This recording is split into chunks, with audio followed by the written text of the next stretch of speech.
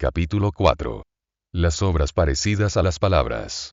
Su conversación era afable y alegre. Acomodábase a la inteligencia de las dos ancianas, que pasaban la vida a su lado. Cuando reía, era su risa la de un escolar. La señora Magloire lo llamaba siempre vuestra grandeza. Un día, se levantó de su sillón y fue a la biblioteca a buscar un libro. Estaba en uno de los estantes de arriba. Puesto que el obispo era de corta estatura, no pudo alcanzarlo.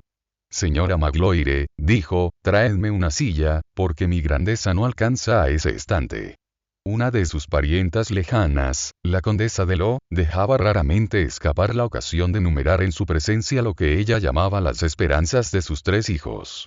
Tenía varios ascendientes muy ancianos y próximos a la muerte, de los cuales, naturalmente, sus hijos eran los herederos. El más joven de los 3 debía recoger de una tía más de 100.000 libras de rentas. El segundo había de heredar el título de duque de su tío. El mayor tenía que suceder a su abuelo en la dignidad de senador. El obispo escuchaba habitualmente en silencio estos inocentes y disculpables desahogos maternos. Una vez, sin embargo, se quedó más meditabundo que de costumbre, mientras la señora de Lo renovaba los pormenores de todas estas sucesiones y de todas estas esperanzas. Se interrumpió, con cierta impaciencia. Dios mío, primo. ¿En qué estáis pensando? Pienso, contestó el obispo, en una máxima singular, que es, creo, de San Agustín. Poned vuestra esperanza en aquel a quien nadie sucede. En otra ocasión, al recibir la esquela de defunción de un gentilhombre del país, donde se expresaban en una larga página, además de las dignidades del difunto, todas las calificaciones feudales y nobiliarias de todos sus parientes. ¡Qué buenas espaldas tiene la muerte!, exclamó. ¡Qué admirable carga de títulos le hacen llevar alegremente, y cuánto talento es menester que tengan los hombres, para emplear así la tumba en la vanidad! A veces empleaba una sátira suave, que envolvía casi siempre un sentido serio. Durante una cuaresma, llegó a Digne un joven vicario y predicó en la catedral. Fue bastante elocuente. El tema de su sermón era la caridad. Invitó a los ricos a socorrer a los indigentes con el fin de evitar el infierno, al que pintó lo más espantoso que pudo, y ganar el paraíso, que bosquejó adorable y encantador. En el auditorio había un rico comerciante retirado, un poco usurero, llamado Gevorand, el cual había ganado $500,000, fabricando gruesos paños, sargas y bayetas. El señor Gevorand no había dado en su vida una limosna a un desgraciado. Desde este sermón, observaron que todos los domingos daba un cuarto a las viejas mendigas del pórtico de la catedral. Eran 6 las que debían repartirse la caridad del mercader. Un día, el obispo lo vio mientras hacía su caridad y dijo a su hermana, con una sonrisa: «Ahí tienes al señor Gevorand, que compra un cuarto de paraíso». Cuando se trataba de la caridad, no retrocedía ni aun ante una negativa, y solía encontrar palabras que hacían reflexionar. Una vez, pedía para los pobres en una tertulia de la ciudad. Hallábase allí el marqués de Champtercier, viejo, rico y avaro, el cual había encontrado el medio de ser a la vez ultrarrealista y ultravolteriano. Es esta una variedad que ha existido. El obispo se acercó a él y le tocó el brazo. «Señor marqués, es preciso que me deis algo». El marqués se volvió y respondió secamente: «Monseñor, yo tengo mis pobres». «Dádmelos», replicó el obispo. Un día, en la catedral, predicó este sermón: «Queridos hermanos míos, mis buenos amigos, hay en Francia 1.320.000 casas de aldeanos que no tienen más que 3 aberturas. 1.817.000 que tienen 2 aberturas, una puerta y una ventana, y 346.000 cabañas, que no tienen más que una abertura, la puerta. Esto, a consecuencia de un impuesto que se llama de puertas y ventanas. Poned allí familias pobres, ancianos, niños, y veréis cuántas fiebres y enfermedades. ¡Ay! Dios dio el aire a los hombres, y la ley se lo vende. No acuso a la ley, pero bendigo a Dios. En el Isere, en el Var, en los 2 Alpes, altos y bajos, los campesinos no tienen ni carretillas, y han de transportar los abonos a cuestas. Carecen de velas y para alumbrarse queman teas resinosas y cabos de cuerda impregnados en alquitrán. Así pasa en todo el país alto del Delfinado. Amasan pan para 6 meses y lo cuecen con boñiga seca de vaca.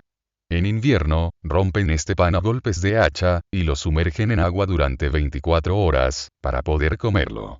Hermanos míos, tened piedad, ved cuánto padecen en derredor vuestro. Habiendo nacido en Provenza, se había familiarizado fácilmente con todos los dialectos del mediodía, hablándolos sin dificultad. Aquello agradaba al pueblo, y no había contribuido poco a darle acceso a las voluntades. Hallábase en la cabaña o en la montaña, como si estuviera en su propia casa. Sabía decir las cosas más grandes, en los más vulgares idiomas. Hablando en todas las lenguas, se introducía en todas las almas. Por lo demás, era siempre el mismo para las gentes de mundo que para la gente del pueblo. No condenaba a nadie apresuradamente y sin tener en cuenta las circunstancias. Decía: veamos el camino por donde ha pasado la falta. Siendo un ex pecador, como se calificaba a sí mismo sonriendo, no tenía ninguna de las asperezas del rigorismo y profesaba muy alto, sin preocuparse del fruncimiento del ceño de los virtuosos intratables, una doctrina que podría resumirse en estas palabras: el hombre lleva la carne sobre sí, que es a la vez su fardo y su tentación. La arrastra, y cede a ella. Debe vigilarla, contenerla, reprimirla, y no obedecerla más que en última instancia. En esta obediencia puede existir aún la falta. Pero la falta así cometida es venial. Es una caída, pero una caída sobre las rodillas, que puede terminar en una oración. Ser santo, es una excepción. Ser justo, es la regla. Errad, desfalleced, pecad. Pero sed justos. Cuantos menos pecados posibles, es la ley del hombre. La ausencia total de pecado, es el sueño del ángel. Todo lo que es terrestre está sometido al pecado.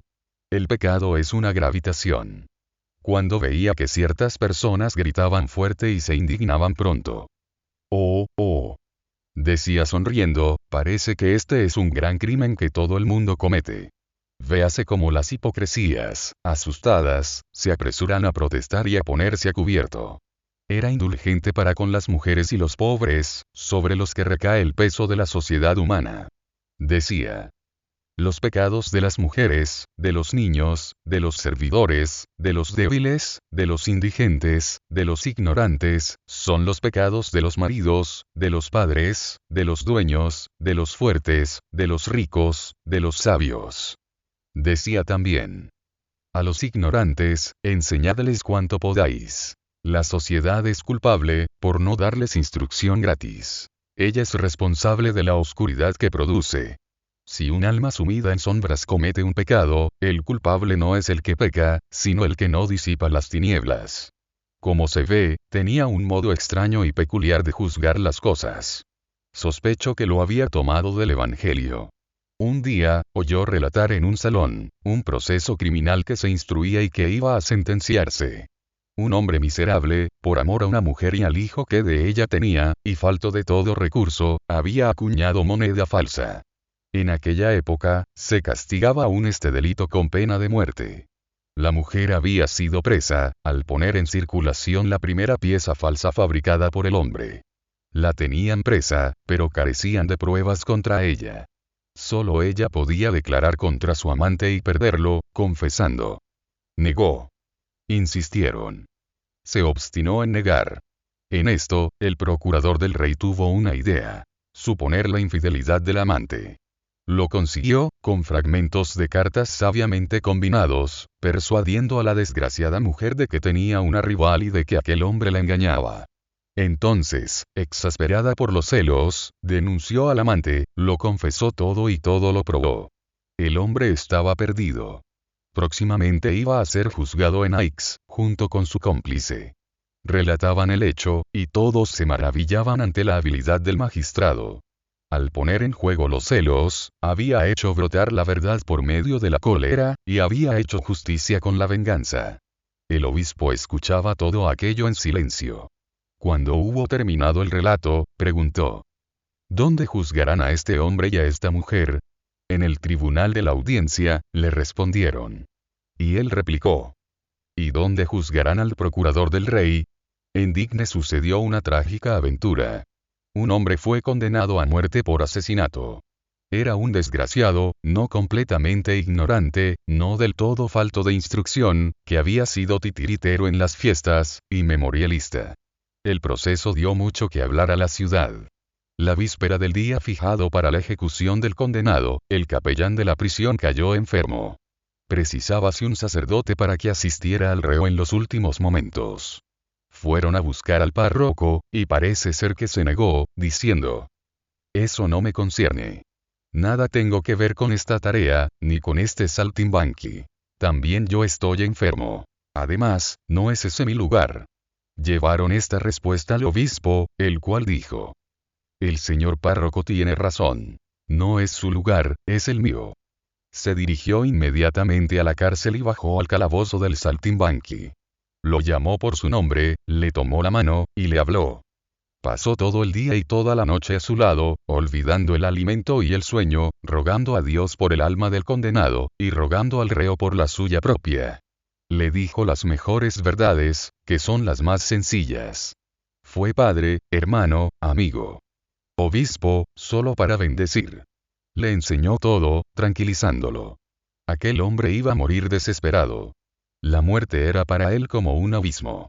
En pie, y estremecido en el umbral lúgubre de la tumba, retrocedía horrorizado. No era lo bastante ignorante para ser totalmente indiferente.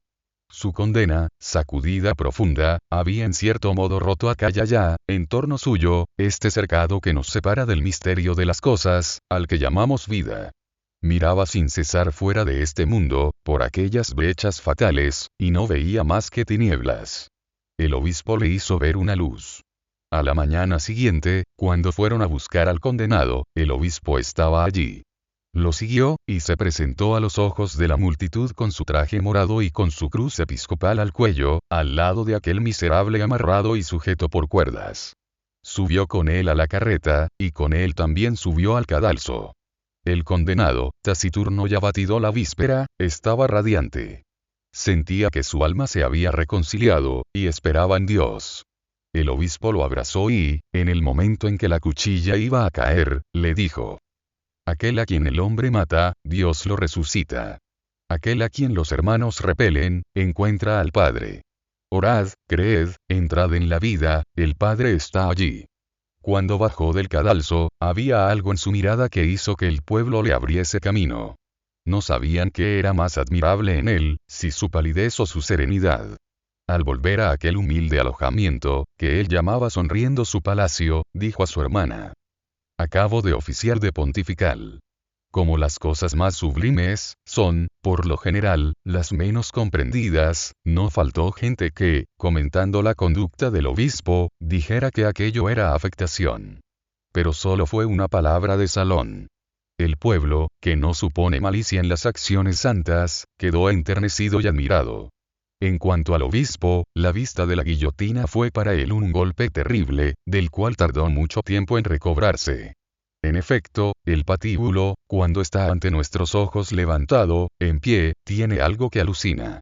Es posible tener una cierta indiferencia ante la pena de muerte, no pronunciarse, no decir ni que sí ni que no, mientras no se ha visto una guillotina con los ojos. Pero si se llega a encontrar una, la sacudida es violenta. Hay que decidirse y tomar partido. Unos admiran, como de maistre, y otros execran, como becaría. La guillotina es la concreción de la ley. Se llama vindicta. No es neutral, y no os permite que lo seáis tampoco. Quien llega a divisarla se estremece con el más misterioso de los estremecimientos. Todas las cuestiones sociales alzan sus interrogantes en torno a esta cuchilla. El cadalso es una visión. El cadalso no es un tablado, el cadalso no es una máquina, el cadalso no es un mecanismo inerte hecho de madera, de hierro y de cuerdas. Parece que es una especie de ser, que tiene no sé qué sombría iniciativa. Se diría que estos andamios ven, que esta máquina oye, que este mecanismo comprende, que este hierro, esta madera y estas cuerdas tienen voluntad. En la horrible meditación en que aquella visión sume al alma, el cadalso aparece terrible, mezclándose con lo que hace. El cadalso es el cómplice del verdugo. Devora, come carne, bebe sangre. El cadalso es una especie de monstruo fabricado por el juez y el carpintero. Un espectro que parece vivir, con una especie de vida espantosa hecha con todas las muertes que ha dado. La impresión fue, pues, horrible. Al día siguiente de la ejecución, y durante varios días después, el obispo pareció abatido. La serenidad casi violenta del momento fúnebre había desaparecido. El fantasma de la justicia social lo obsesionaba. Él, que de ordinario recababa en todas sus acciones una satisfacción tan pura, parecía como si se acusara de esta. A veces, hablaba consigo mismo y murmuraba, a media voz, lúgubres monólogos. Véase uno que su hermana oyó y recogió una noche. No creía que esto fuera tan monstruoso. Es una equivocación de la ley humana. La muerte pertenece solo a Dios. ¿Con qué derecho los hombres tocan esa cosa desconocida? Con el tiempo estas impresiones se atenuaron y probablemente se borraron. Sin embargo, observóse que, desde aquel instante, el obispo evitaba pasar por la plaza de las ejecuciones. A cualquier hora se podía llamar a Monseñor Myriel a la cabecera de los enfermos y de los moribundos. No ignoraba que aquel era su mayor deber y su mayor tarea. Las familias de viudas y huérfanos no tenían necesidad de llamarlo. Iba él mismo. Sabía sentarse y permanecer callado largas horas al lado del hombre que había perdido a la mujer que amaba, al lado de la madre que había perdido a su hijo.